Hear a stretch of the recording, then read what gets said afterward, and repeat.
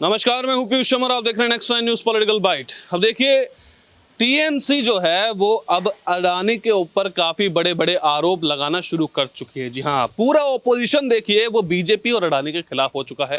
अब ओपोजिशन में देखिए कांग्रेस तो पहले से ही थी।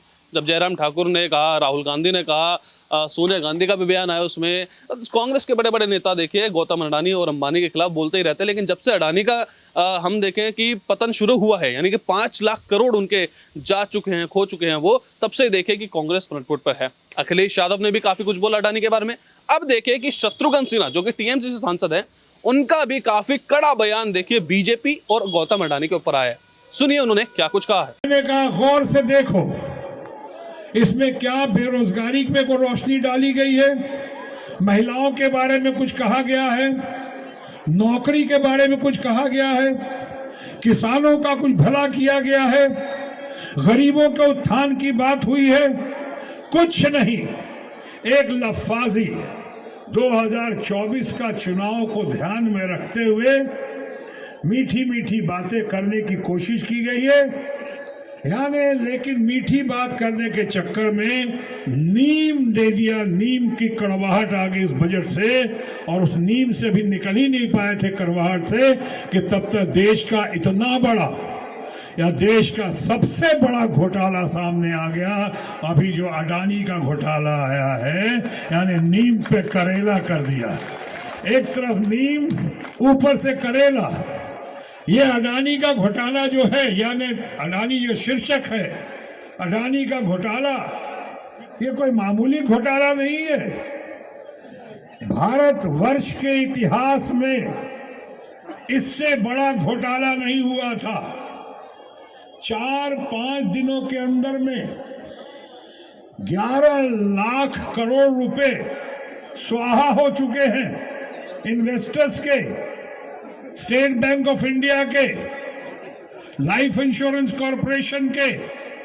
लेकिन सबसे ज्यादा तकलीफ पहुंची है तो हमारे युवा पीढ़ी के, हमारे मध्यम वर्गीय परिवार के, हमारे घर की अपनी महिलाओं के, सबके सपनों पे कुठारघात हुआ है, बर्बाद कर दिया, तबाह कर दिया। यानी कि बजट में सब मिलाकर करीब 25 लाख करोड़ की बात हो रही थी, यहाँ 4-5 दिन में 11 लाख करोड़ रुपए स्वाहा हो गए, खत्म हो गए। और किसकी मर्जी से मैं अभी नहीं बोलूंगा, इस पे इन्वेस्टिगेशन की बात चल रही है।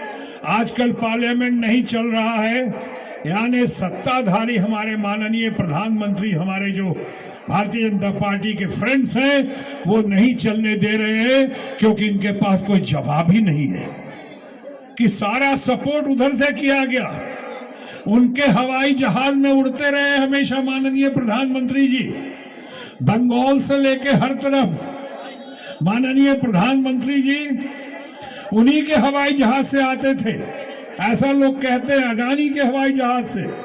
अडानी को पूरा सपोर्ट, पूरा सहारा। देखो भी राष्ट्रपति के अभिभाषण पे भी बहस नहीं हो पाएगी कि ऑपोजिशन इस बार एकजुट और एकजुट हो गई है, और सबका मानना है कि पहले फैसला करो, अडानी के पैसे का फैसला करो, घोटाले का फैसला करो, पार्लियामेंट नहीं चलेगा। इसीलिए मैंने आपसे कहा कभी ज्यादा कुछ कहने की जरूरत नहीं, मैं 5 मिनट में अपनी बात खत्म कर दूंगा।